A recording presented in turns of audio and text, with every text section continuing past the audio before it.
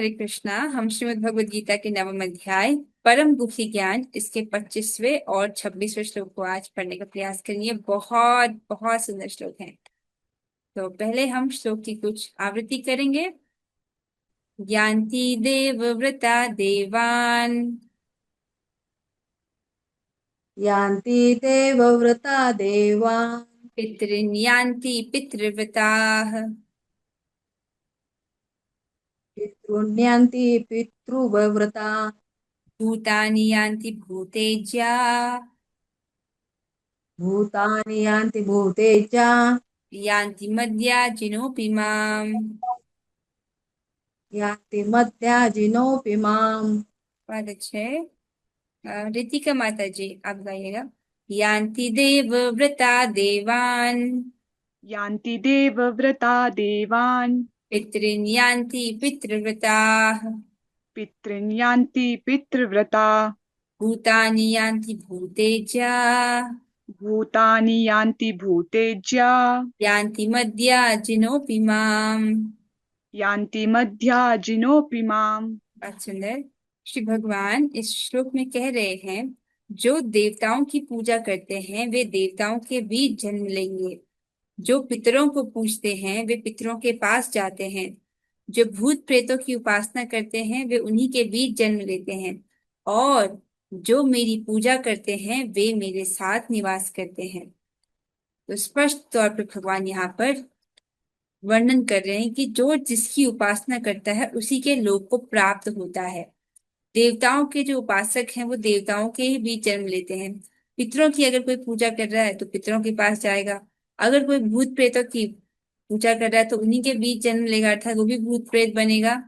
लेकिन सबसे सुंदर बात क्या है कि जो भगवान की पूजा करेगा वो मेरे साथ निवास करेगा, अर्थात भगवान के धाम में भगवान के साथ वो निवास करेगा। इसे क्या स्पष्ट हो रहा है? इससे क्या प्रेरणा हमको प्राप्त हो रही है कि हाँ, भगवान की ही उपासना करनी चाहिए, अन्य देवताओं आदि की उपासना नहीं करनी चाहिए। आइए अन्वय को देखिए। देवव्रता, देवताओं को पूजने वाले, जो देवताओं के उपासक हैं। देवान यान्ति, देवलोक को प्राप्त होते हैं। तो जो देवताओं के उपासक हैं वे देवलोक को प्राप्त होते हैं, देवता के लोक को प्राप्त होते हैं। पितृव्रता, पितरों को पूजने वाले। पितृन्यान्ति, जो पितर लोगों की पूजा करते हैं वो पितर लोगों को ही जाते हैं, पितृ लोग जो है उसको प्राप्त होते हैं। भूतेच्या, भूतों को पूजने वाले। भूतानि यान्ति, तो भूतों को पूजने वाले भूत के लोगों को प्राप्त होते हैं। और मद्याजिना यान्ति, अर्थात मुझे पूजने वाले।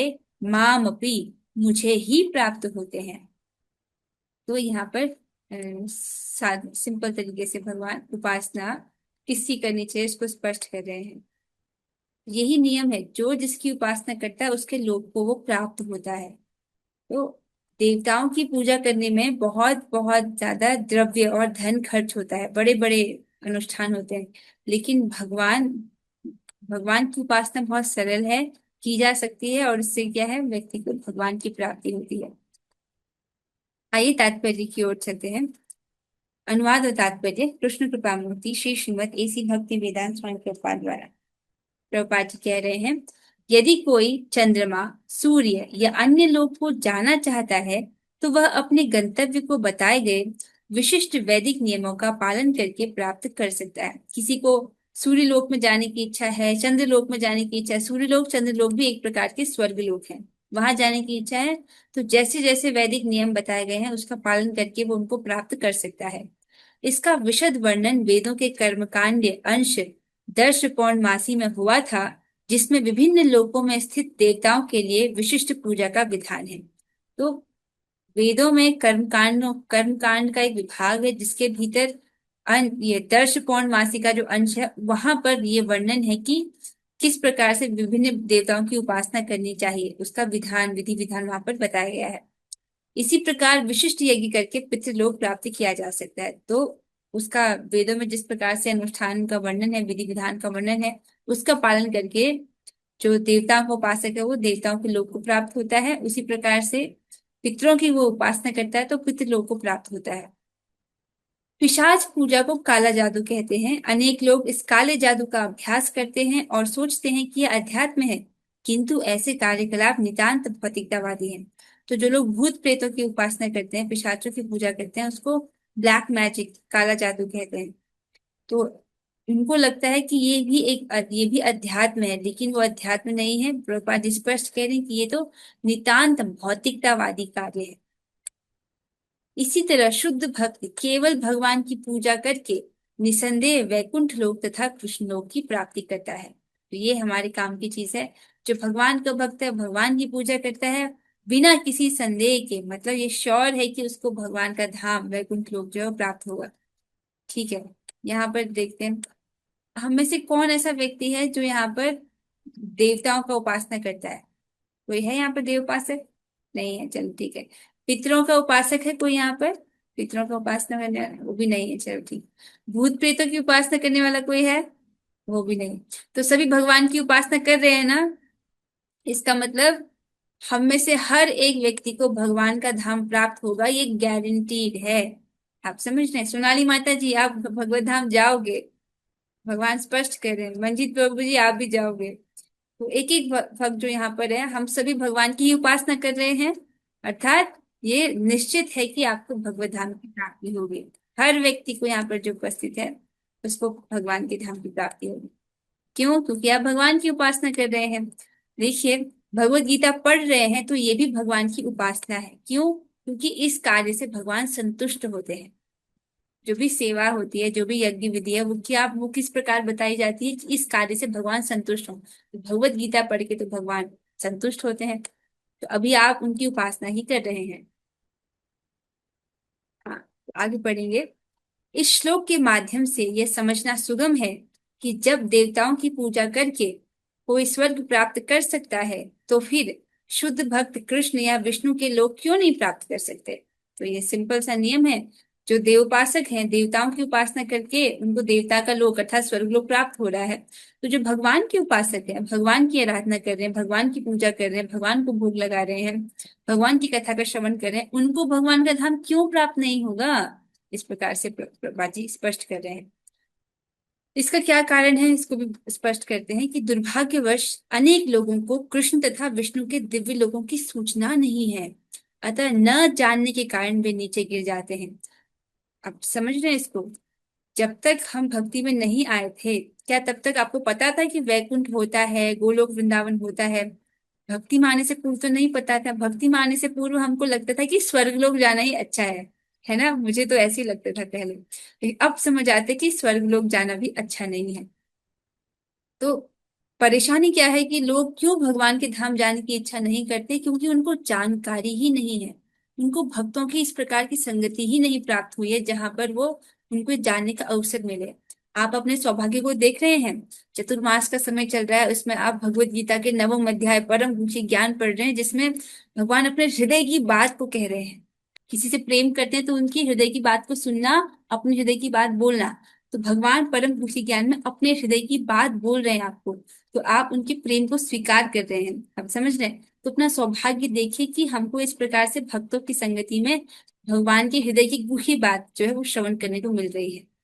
तो ऐसे बहुत सारे लोग हैं जिसको जिनको ऐसा अवसर ही नहीं मिला है, जिनको पता ही नहीं है कि वैकुंठ है, जिनको पता ही नहीं है कि गोलोक वृंदावन है। तो इसीलिए वो नहीं जानते हैं, इसके कारण जो है वो नीचे गिर जाते हैं। अब देखिए, प्रभुपाद जी कहते हैं यहाँ तक कि निर्विशेषवादी भी ब्रह्म ज्योति से नीचे गिरते हैं। तो निर्विशेषवादी कौन है? जो अ, सायुज्य मुक्ति चाहते हैं, भगवान के जो निराकार पहलू है, ब्रह्म ज्योति है, उसमें विलीन होना चाहते हैं। ऐसे लोग जो हैं वो ब्रह्म ज्योति से नीचे गिर जाते हैं। आप समझ रहे हैं? लोगों का क्या लगता है कि हाँ, एक बार ब्रह्म में विलीन हो गए, सायुज्य मुक्ति मिल गई तो बस हो गया। हाँ, उसको मुक्ति मिलती है, कुछ लंबे समय तक वो वहां पर रहता है, लेकिन प्रभुपाद जी स्पष्ट कहते हैं कि वहां से भी वो नीचे गिरते हैं। क्यों? क्योंकि जीवात्मा का स्वभाव है सेवा करना। जैसे धर्म क्या है? किसी वस्तु की वो चीज जो उससे कभी अलग नहीं की जा सकती। जैसे मिश्री का धर्म है मिठास, उससे हम मिश्री से मिठास अलग नहीं कर सकते। उसी प्रकार जीवात्मा का धर्म है सेवा करना। तो हम जीवात्मा से ये सेवा करने का गुण नहीं हटा सकते, ये उसका धर्म है। तो यद्यपि वो ब्रह्म ज्योति में विलीन हो जाता है, लेकिन उसका सेवा करने का गुण जो है वो नष्ट नहीं होता है। तो वहां पर तो कोई सेवा नहीं है ब्रह्म ज्योति में। तो फिर बहुत लंबे समय तक वहां रहता है, फिर बोर होकर के जीवात्मा फिर से इस मृत्यु लोक में पतित हो जाता है, गिर जाता है। तो इसीलिए प्रभुपाद जी बता रहे हैं कि यहाँ तक कि निर्विशेषवादी भी ब्रह्म ज्योति से गिर जाते हैं। अभी तक आपने क्या पढ़ा था कि जो देवोपासक हैं वो स्वर्ग जाते हैं, उनके पुण्य क्षीण होते हैं, नीचे गिर जाते हैं। अब प्रभुपाद जी स्पष्ट कह रहे हैं कि जो सायुज्य मुक्ति वाले हैं वो भी गिर जाते हैं, ब्रह्म ज्योति से नीचे गिर जाते हैं। इसीलिए कृष्ण भावनामृत आंदोलन इस दिव्य सूचना को समूचे मानव समाज में वितरित करना चाहता है,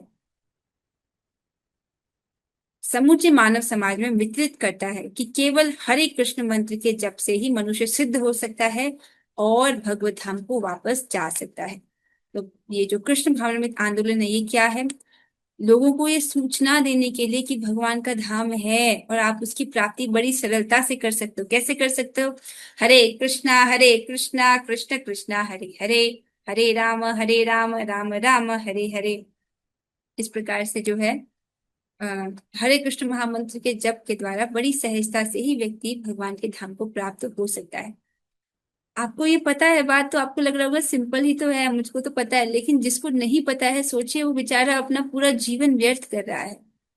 आपको हरे कृष्ण महामंत्र मिल गया है, भगवान के भक्तों की संगति मिल गई है, तो आपको लग रहा है कि ये तो आसान तो है। लेकिन ये कितना बड़ा सौभाग्य है कि आपको प्राप्त हो गया, और ऐसे कितने सारे लोग हैं जिनको ऐसा सौभाग्य अभी तक प्राप्त ही नहीं हुआ है। आप समझ रहे हैं? तो इसके साथ ये श्लोक यहाँ पर पूर्ण होता है। किसी का कुछ प्रश्न है? प्रसाद देना और लेना गुहिम।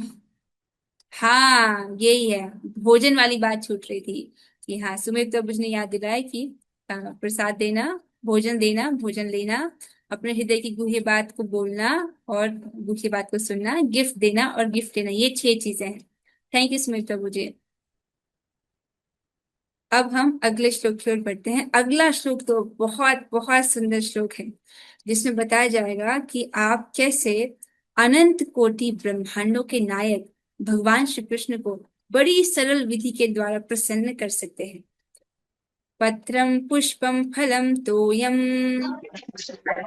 पत्रं पुष्पं फलं तोयं यो मे भक्त्या प्रयच्छति यो मे भक्त्या प्रयच्छति तदहं भक्त उपहृतम तदहं भक्त्युपहतम् अश्नामि प्रियतात्मनः। अश्नामि प्रयात्मनः अश्नामि प्रियतात्मनः।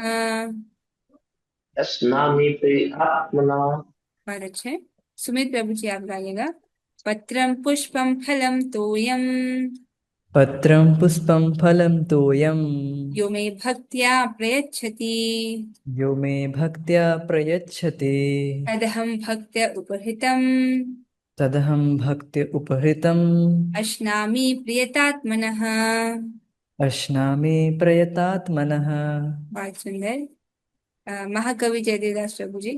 पत्रम पुष्पम फलम तोयम पत्रं पुष्पं फलं तोयं यो मे भक्त्या प्रयच्छति यो मे भक्त्या प्रयच्छति तदहं भक्त्या उपहृतम् तदहं भक्त उपहतम् अश्नामि प्रियतात्मनः। अश्नामि प्रियतात्मनः। बहुत सुंदर प्रभु जी। श्री भगवान बता रहे हैं, यदि कोई प्रेम तथा भक्ति के साथ मुझे पत्र, पुष्प, फल या जल प्रदान करता है तो मैं उसे स्वीकार करता हूँ। देखिए, देवताओं की जब उपासना की जाती है तो उनके लिए बड़े बड़े अनुष्ठान होते हैं, उसमें खूब द्रव्य, खूब धन खर्च होता है।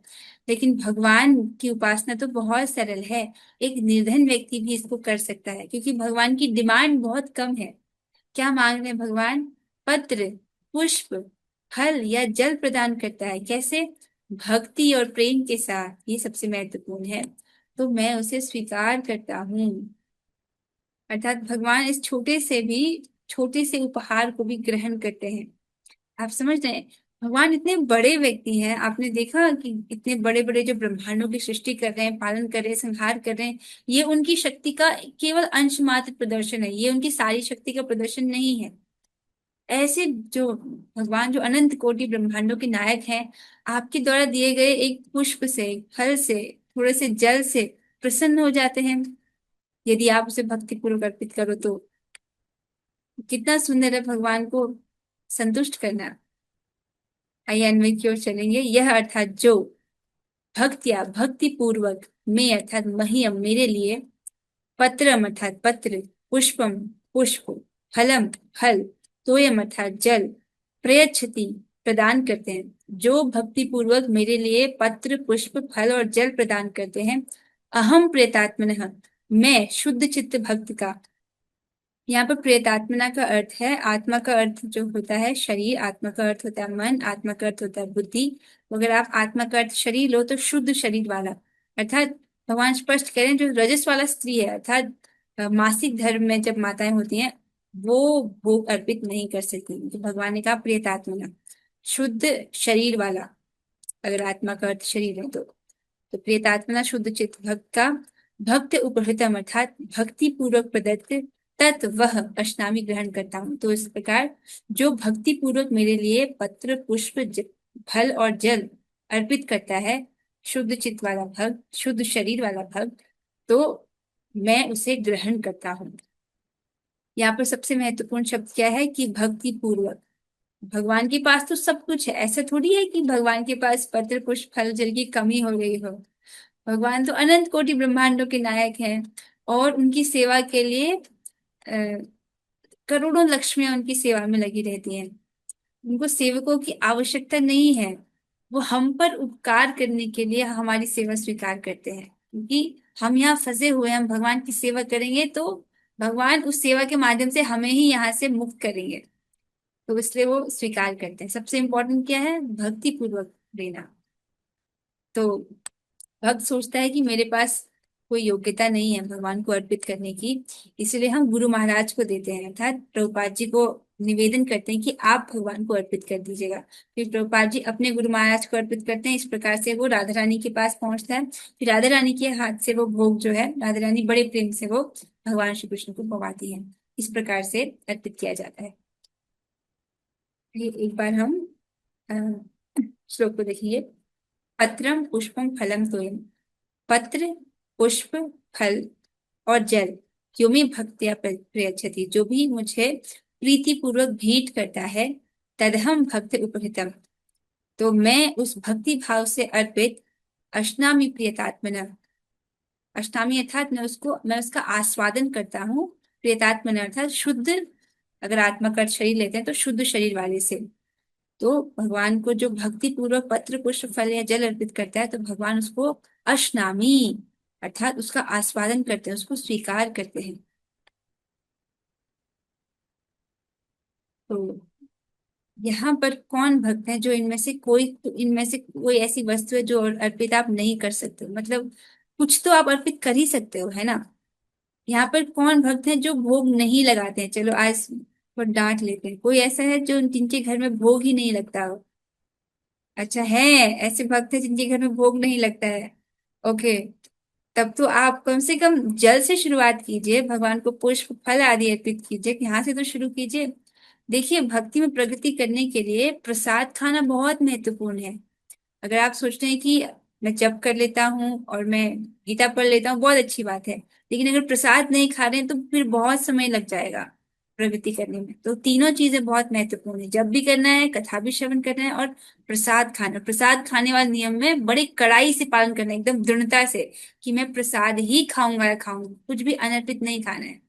तो आप शुरुआत कर सकते, जिनके घर में भोग नहीं लगता, आप शुरुआत कर सकते हैं जल से कम प्रसादम जल ग्रहण कीजिए। हमारे शरीर में 70% पानी होता है, तो अगर आप केवल जल के नियम से शुरुआत कर रहे हैं तो कम से कम 70% आप सफल हुए। उसके बाद फल, इस प्रकार से शुरू कीजिए, फिर बाकी चीजें भी भगवान को अर्पित कीजिए। ठीक है, तो अब भोग लगाने के लिए कुछ बातें जो है ध्यान में रखनी है कि यदि भोग को चख लिया जाए तो वो भगवान को अर्पित नहीं किया जा सकता। जैसे भगवान यहाँ पर सिंपल शब्दों में बता रहे हैं कि पत्र पुष्प फल जल चाहिए, इसका मतलब भगवान शाकाहारी चीजों को ही मांग रहे हैं, फल शाक आदि को ही मांग रहे हैं। तो उनको शाकाहारी भोजन ही जो है, शुद्ध शाकाहारी भोजन उसको अर्पित किया जाता है। अगर आप भगवान को भोग लगाने से पहले चख लेते हो तब उसके बाद वो अर्पित नहीं होता है। आप समझ रहे हैं? तो भोजन को चखना नहीं होता है। ठीक है, नमक भी नहीं चखे, नहीं, नमक भी नहीं चखना होता है। आप भगवान को जब भोग लगा रहे हो साथ में नमक जो है कटोरी में रख सकते हो अलग से। चखना नहीं है पहली बात। और दूसरा, भोग लगाते वक्त मन में आपको प्रार्थना करना चाहिए कि भगवान आप इससे प्रसन्न हो जाए। ठीक है। भक्त अपनी हर सेवा में इस प्रार्थना को रखता है कि भगवान आप मेरी इस सेवा से प्रसन्न हो जाएं, बस मैं ये चाहता हूँ। ठीक है, इस बात को याद रखें। कई बार कैसा होता है हम ये चीज करना भूल जाते हैं, तो ये अच्छा नहीं है। ठीक है, याद रखना है, कहना है भगवान से, भगवान आप इससे प्रसन्न हो जाए। अब यहाँ पर एक सुंदर सी कथा है, इसका थोड़ा श्रवण करते हैं। ये तब की बात है जब महाभारत का युद्ध होने वाला था, युद्ध से पहले की घटना है। तब भगवान श्री कृष्ण हस्तिनापुर गए थे। हस्तिनापुर जाते हैं भगवान श्री कृष्ण। तब जो दुर्योधन है उनके लिए 56 भोग जो है बनवाता है, ताकि वो कृष्ण को अपनी ओर कर सके। इस प्रकार से वो अपनी तरफ से प्रयास करता है और भगवान श्री कृष्ण को भोजन के लिए आमंत्रित करता है। तब भगवान श्री कृष्ण उससे कहते हैं कि देखो, व्यक्ति भोजन तब करता है यदि वो भूखा हो, तब भोजन करता है। यदि यदि प्रेम हो तब करता है। तो भूखा मैं हूं नहीं, और दुर्योधन तुम मुझसे प्रेम करते नहीं हो, इसलिए मैं तुम्हारा भोजन स्वीकार नहीं कर सकता। ये कह करके भगवान अपने भक्त विदुर जी के घर जाते हैं। विदुर जी तब जो है उन्होंने राजपाट त्याग दिया था, आपको याद होगा। और अब वो अलग रह रहे थे, मतलब राजमहल में नहीं रह रहे थे, राजमहल से दूर अपने घर में रह रहे थे। तो वो अपने भक्त विदुर जी के घर जाते हैं। वहां पर विदुर जी की पत्नी विदुरानी जी, जो कि भगवान की भक्त होती हैं, भगवान उनसे बहुत प्रसन्न होते हैं। तो विदुरानी जी जब देखती कि भगवान आए हैं तो बड़ी प्रसन्नता पूर्वक उनके लिए फल लेकर आती हैं। आप देख सकते हो, उनके लिए केले लेकर आती हैं। लेकिन वो अपने भक्ति भाव में इतना विभोर हो जाती हैं कि भगवान को छिलके तो दे रही हैं केला, लेकिन केला निकाल करके भगवान को छिलके खाने को देती है। उनको इतनी सुदबुद्धि नहीं है कि मैं भगवान को केला ना दे करके छिलका दे रही हूँ। और भगवान भी इतने बड़े प्रेमी हैं, अपने भक्त का प्रेम स्वीकार करने के लिए छिलके खा रहे हैं। आप समझ रहे हैं, बंदर भी छिलका नहीं खाता है, बंदर भी केले के भीतर का खाता है, छिलका छोड़ देता है। अब भगवान इतने प्यारे व्यक्ति हैं कि अपने भक्त के द्वारा दिए गए छिलके तक खा लेते हैं। आप समझ रहे हैं। और फिर कुछ समय बाद विदुर जी जब वहां पधारते हैं, तब वो देखते हैं, अपनी पत्नी को रोकते हैं, अरे भाग्यवान तुम ये क्या कर रही हो, तुम भगवान को छिलके खिला रही हो। तब विदुरानी जी जो है उनको थोड़ी सुध आती है, फिर वो पता करती है कि मैं क्या कर रही थी। लेकिन भगवान बहुत प्रसन्न होते हैं, विदुर जी से कहते हैं कि मैं तो इनका प्रेम का आस्वादन करके खूब आनंद में था, मैंने तो खूब इनके प्रेम का आस्वादन किया। इस प्रकार से भगवान कहते हैं। तो आपने क्या देखा कि सबसे महत्वपूर्ण है भगवान के लिए प्रेम होना। इसलिए भगवान इसको दो दो बार बोल रहे हैं इस श्लोक में कि भक्ति में, भक्ति के द्वारा प्रीति पूर्वक, भक्ति पूर्वक जो मुझे अर्पित करता है तो मैं उसको स्वीकार करता हूँ। अब यहाँ पर एक बात रखी गई है। एक व्यक्ति, आर्य समाजी कोई व्यक्ति था, वो प्रभुपाद जी से प्रश्न कहता है कि हम कैसे स्वीकार करें कि भगवान खाते हैं। हमने भोग लगाया, थाली में तो सब वैसा का वैसा ही है, तो कैसे पता चले कि भगवान ने खा लिया। सब तो वैसा का वैसा ही पड़ा हुआ होता है थाली में। तो देखिए प्रभुपाद जी कितना सुंदर उत्तर देते हैं। प्रभुपाद जी कहते हैं, देखो आप एक बद्ध आत्मा हो, अर्थात एक सामान्य व्यक्ति है। ठीक है, एक बद्ध जीव है, एक आप बद्ध जीव हो, और मैं भी एक सामान्य व्यक्ति हूं, मैं इसको स्वीकार करता हूँ। इस प्रकार से प्रभुपाद जी कहते हैं। लेकिन भगवान तो सामान्य व्यक्ति नहीं है। भगवान यहाँ बोल रहे हैं कि वह खाते हैं। अश्नामी प्रियतात्मना, मैं उसको खाता हूँ, आस्वादन करता हूँ। और ब्रह्म संहिता में ब्रह्मा जी भी कहते हैं कि भगवान अपनी एक इंद्रिय से अन्य इंद्रियों के कार्य करने में समर्थ है। तो ब्रह्म संहिता में ब्रह्मा जी इस बात को स्पष्ट करते हैं कि भगवान अपनी एक इंद्रिय से बाकी इंद्रियों के कार्य भी कर लेते हैं। आपने इसको भी सृष्टि के कार्य में पढ़ा ना, भगवान दृष्टिपात करते हैं और इस प्रकार से अपने दृष्टिपात से ही वो प्रकृति में जीवों को गर्भस्थ कर देते हैं। अभी अभी हमने इन श्लोकों में पहले पढ़ा था। तो केवल दृष्टिपात मात्र से सृष्टि कर देते हैं, तो उनकी आंखों से वो, उनको छूने की जरूरत नहीं पड़ती, स्पर्श करने की जरूरत नहीं पड़ती है। हमने कितनी बार पढ़ा इस चीज को। तो बेहतर होगा कि मैं भगवान की बात स्वीकार करूं, इसके बजाय जो आप जैसे व्यक्ति की बात स्वीकार करूं जो स्वयं अज्ञान में है। तो आप समझ रहे हैं, जो व्यक्ति कह रहा है कि भगवान खाते नहीं खाते हैं, किसने किसने देखा, वो व्यक्ति अज्ञान में है, एक बद्ध जीवात्मा है। भगवान कह रहे हैं कि भगवान खाते हैं। ब्रह्म संहिता में ब्रह्मा जी ये पुष्टि करते हैं कि भगवान अपनी किसी भी इंद्रिय से कोई भी कार्य कर सकते हैं, अर्थात अपनी आंख से भी खा सकते हैं। भगवान अपनी आंखों से दृष्टिपात करके उन्होंने सृष्टि का निर्माण कर लिया बिना स्पर्श के। तो बिना स्पर्श के भगवान कुछ भी कर सकते हैं। गुरु महाराज अर्थात प्रभुपाद जी और पूर्ववर्ती आचार्य कह रहे हैं कि भगवान खाते हैं, तब व्यक्ति सोचता है कि अरे फिर मैं इस बद्ध जीवात्मा की बात क्यों सुनूं जो इस प्रकार के कुतर्क कर रहा है कि भगवान खाते हैं कि नहीं खाते। भगवान कह रहे ना कि मैं खाता हूँ, तो हम तो भगवान की बात मानेंगे कि नहीं मानेंगे। आपको स्पष्ट हो रहा है ये बात। इसलिए व्यक्ति को क्या है, शास्त्र की बात सुनकर शिव भगवान को भोग लगाना चाहिए, क्योंकि शास्त्र में वर्णन है भगवान खाते हैं, इसलिए उसको स्वीकार करके भगवान को भोग लगाना चाहिए। यद्यपि थाली में वो वैसा का वैसे दिखता है, लेकिन भगवान इतने कृपालु हैं कि वो ग्रहण भी कर लेते हैं और आपके जितने भी उसमें कार्मिक रिएक्शंस हैं उसको भी वो हटा देते हैं और अपनी कृपा उसमें भर देते हैं। आप समझ रहे हैं, भोग लगाना चाहिए। से बहुत सुंदर शिक्षा प्राप्त हो रही है। जो भक्त यहाँ पर भोग नहीं लगाते, आप सभी से निवेदन है कृपा करके आप भोग लगाएं। जो हमारे क्लास में छोटे बच्चे हैं, मैं समझ रही हूँ उनके घर वाले भक्ति के विरुद्ध हैं, इसलिए ये जो है भोग नहीं लगा पाते हैं। आप खुद से कोशिश कीजिए भगवान को जल अर्पित करने की, कम से कम जल अर्पण से आप जो है शुरुआत कर सकते हैं। अब हम श्लोक के तात्पर्य की ओर बढ़ेंगे। बहुत सुंदर इसका तात्पर्य है, देखते हैं हम आज कितना पढ़ पाएंगे। तो मुझे लगता है पूरा नहीं हो पाएगा, जितना भी होता है उतना पढ़ने का प्रयास करेंगे। नित्य सुख के लिए स्थायी आनंदमय धाम प्राप्त करने हेतु बुद्धिमान व्यक्ति के लिए यह अनिवार्य है कि वह कृष्ण भावना भावित होकर भगवान की दिव्य प्रेमा भक्ति में तत्पर रहे। सरल है। इस जगत में अपनी इंद्रियों के द्वारा व्यक्ति जिस सुख का अनुभव करता है वो क्षणिक सुख है, कुछ समय के लिए सुख है। लेकिन एक बुद्धिमान व्यक्ति जो क्षणिक सुख है अर्थात कुछ समय के लिए जो सुख प्राप्त हो रहा है उसमें अपना समय बर्बाद नहीं करता है। इन इंद्रियों के द्वारा जो भी हम सुख प्राप्त कर रहे हैं, देख करके, सुन करके, खा करके, वो सब क्षणिक सुख है। बुद्धिमान व्यक्ति उसमें रुचि नहीं दिखाता है। तो बुद्धिमान व्यक्ति किस चीज की योजना करता है, किस चीज की इच्छा करता है कि मुझको नित्य सुख मिले, ऐसा सुख जो शाश्वत हो, ऐसा सुख जो मुझसे कोई ना छीने, ऐसा सुख जो हमेशा हमेशा के लिए मुझे प्राप्त हो। चाहते हैं ना हम ऐसा सुख जो हमको हमेशा हमेशा के लिए मिले, कोई इसको ना छीने।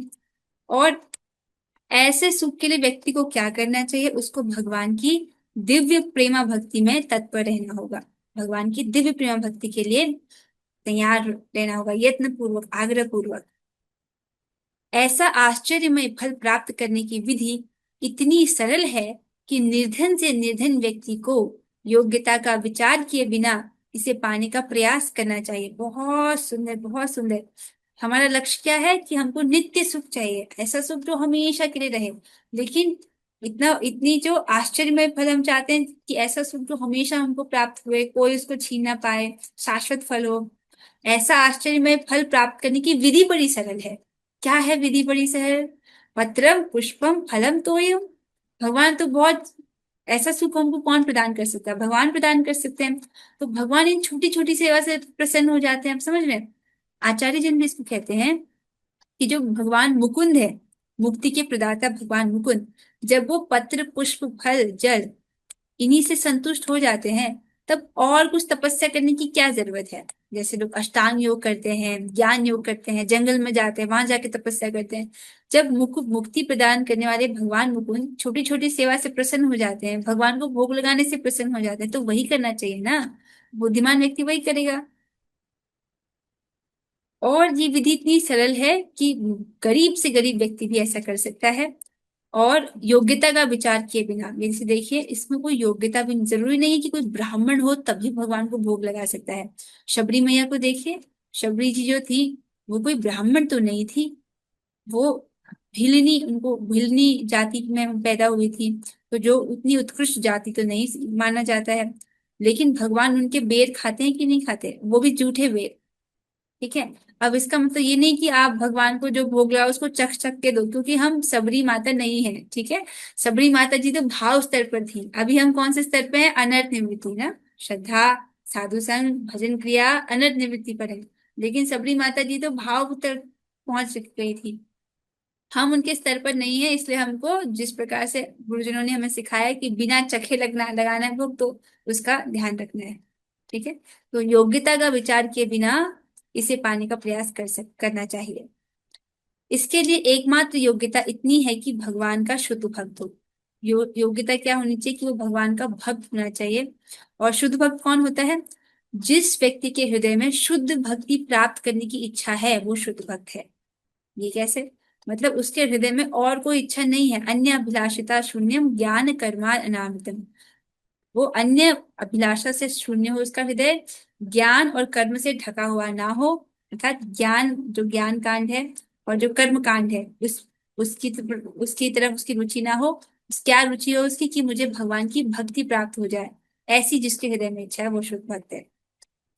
तो जो शुद्ध भक्ति की इच्छा रखता है वो शुद्ध भक्त है। ऐसा शुद्ध भक्त हो, इससे कोई अंतर नहीं पड़ता कि कोई क्या है और कहाँ स्थित है। आप समझ रहे हो? कोई कोई क्या है, अर्थात किसी भी जाति में वो क्यों ना पैदा हुआ हो, कहाँ स्थित है, मतलब इस दुनिया के किसी भी कोने में क्यों ना हो, वो इस सिंपल सी विधि के द्वारा, पत्रम पुष्पम फलम तोयम, इस सिंपल सी विधि के द्वारा भगवान को प्रसन्न कर सकता है, ये बोल रहे हैं।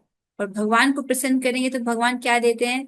भगवान तो बदले में अपने आप को ही दे देते हैं, अपने धाम को दे देते हैं। तो ये इस प्रकार से व्यक्ति को नित्य सुख की प्राप्ति होती है, जो कि बड़ा आश्चर्यमय फल है। इतना आश्चर्यमय फल और इतनी सरल विधि है, तो कौन बुद्धिमान होगा जो इसको नहीं करेगा? आप समझ रहे हैं? कोई भी बुद्धिमान व्यक्ति इसको अवश्य करेगा। यह विधि इतनी सरल है कि यदि प्रेम पूर्वक एक पत्ती, थोड़ा सा जल या फल ही भगवान को अर्पित किया जाए तो भगवान उसे सहर्ष स्वीकार करते हैं। तो भगवान बड़ी खुशी से स्वीकार करते हैं। अतः किसी को भी कृष्ण भावनामृत से रोका नहीं जा सकता, क्योंकि यह सरल है और व्यापक है। तो सबको जो है प्रेरित किया जाता है कि आप इस प्रकार से भगवान की सेवा करें। ठीक है, कोशिश करना चाहिए कि आप भगवान को दिन में जल फल अर्पित करें।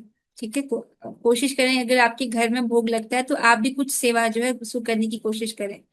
जो बच्चे हैं उनके लिए बोला जा रहा है, कुछ ना कुछ भगवान को अर्पित करने की आप कोशिश करें। ऐसा कौन मूर्ख होगा जो इस सरल विधि से कृष्ण भावना भावित नहीं होना चाहेगा और सच्चिदानंदमय जीवन की परम सिद्धि नहीं चाहेगा? समझ रहे हैं? तो कोई मूर्ख ही होगा जो इतनी सरल विधि को नहीं स्वीकार करेगा, ये कहना चाहते हैं। क्योंकि इससे क्या है, व्यक्ति इतनी छोटी छोटी सेवा कर रहा है, भगवान को भोग लगाना है, भगवान को जल अर्पित करना है, भगवान को फल अर्पित करना है, भगवान को फूल अर्पित करना है, दिखने में बहुत सरल है, लेकिन इससे क्या फल प्राप्त होने वाला है? सच्चिदानंदमय जीवन, शाश्वत रूप से उसको नित्य सुख की प्राप्ति होने वाली है। सच्चिदानंदमय जीवन प्राप्ति के लिए एक छोटा सा छोटी छोटी क्रियाएं हैं। कौन कह सकता है कि ये मुश्किल और नहीं किया जा सकता? यहाँ पर है ना सरल, आप भी कर सकते हो इसको। तो कोई मूर्ख ही होगा जो इसको ना करेगा। कृष्ण को केवल प्रेम भक्ति चाहिए और कुछ भी नहीं। कृष्ण तो अपने शुद्ध भक्त से एक छोटा सा फूल तक ग्रहण करते हैं, किंतु अभक्त से वे कोई भेंट नहीं चाहते। समझ रहे हैं इसको? भगवान को प्रेमा भक्ति चाहिए, भगवान को प्रेम की भूख है, बाकी सब कुछ तो उनके पास है ही। वो तो भक्त का प्रेम चाहते हैं, अपने भक्त के साथ प्रेम के आदान प्रदान में ही रुचि रखते हैं। तो इन छोटी छोटी सेवाओं के द्वारा वो आपके साथ प्रेम का आदान प्रदान कर रहे हैं, है ना? गिफ्ट देना, गिफ्ट लेना, ये भी एक प्रेम का लक्षण है। भोजन खिलाना, भोजन खाना, ये भी प्रेम का लक्षण है। लेकिन अभक्त से वो कोई भी भेंट नहीं चाहते। अपने भक्त से तो वो छोटी छोटी भेंट को भी स्वीकार कर रहे हैं, फूल फल आदि, लेकिन जो भगवान का भक्त नहीं है उसके द्वारा दिए गए बड़ी बड़ी चीजों में भी वो कोई रुचि नहीं रखते हैं। जैसे दुर्योधन ने इतना बड़ा भोज का आयोजन किया था, लेकिन भगवान ने वहां पर कोई रुचि नहीं दिखाई। उन्हें किसी से कुछ भी नहीं चाहिए, क्योंकि वे आत्मतुष्ट हैं। तो भी वे अपने भक्त की भेंट प्रेम तथा स्नेह से विनिमय में स्वीकार करते हैं। समझ रहे हैं? भगवान के पास सब कुछ है, भगवान आत्मा राम है, अर्थात वो तुष्ट है उनकी। तो वो क्यों स्वीकार करते हैं इतनी छोटी छोटी भेंट? अपने भक्त के साथ प्रेम के विनिमय के लिए, प्रेम के आदान प्रदान के लिए। हम किसी को कुछ देते हैं, उनसे कुछ स्वीकार करते हैं, तो ये प्रेम का लक्षण है। तो इसी इसी प्रेम के आदान प्रदान में भगवान आनंद का अनुभव करते हैं। इससे आगे हम कल पढ़ेंगे। आज की चर्चा को हम यहीं पर विश्राम देते हैं। तो आपने देखा, अनंत कोटि ब्रह्मांडों के नायक भगवान श्री कृष्ण को प्रसन्न करने की विधि अत्यंत सरल है और इसको किया जा सकता है। कोई भी इसे कर सकता है, यहाँ तक कि मानव प्रभु भी कर सकते हैं। मानव प्रभु भी भगवान को जल अर्पित कर सकते हैं, है ना, अगर वो चाहे तो। आपसे उम्मीद है कि आप भगवान को भोग लगाएं। बाकी सब तो लगाते ही हैं, कुछ ही भक्त जिनके घर में भोग नहीं लगता, आपको मुझसे निवेदन है कि आप ही भोग लगाएं। इसके साथ हम आज हो रही चर्चा को यहाँ पर विश्राम देंगे। अब हम 3 बार हरे कृष्ण महामंत्र करेंगे। हरे कृष्णा कृष्ण कृष्ण हरे हरे हरे हरे हरे हरे राम राम राम हरे हरे हरे कृष्णा कृष्णा हरे कृष्णा हरे कृष्णा हरे हरे हरे राम हरे राम राम हरे हरे हरे कृष्णा हरे कृष्णा कृष्ण हरे हरे हरे राम हरे हरे श्रीमद् भगवद गीता की जय जय हनुमान की जय नमः श्री राम की जय ओम हरे कृष्णा माता जी माता जी सभी की हरे कृष्ण माता जी दंडवत प्रणाम हरे हरे कृष्ण माता जी। हरे कृष्णा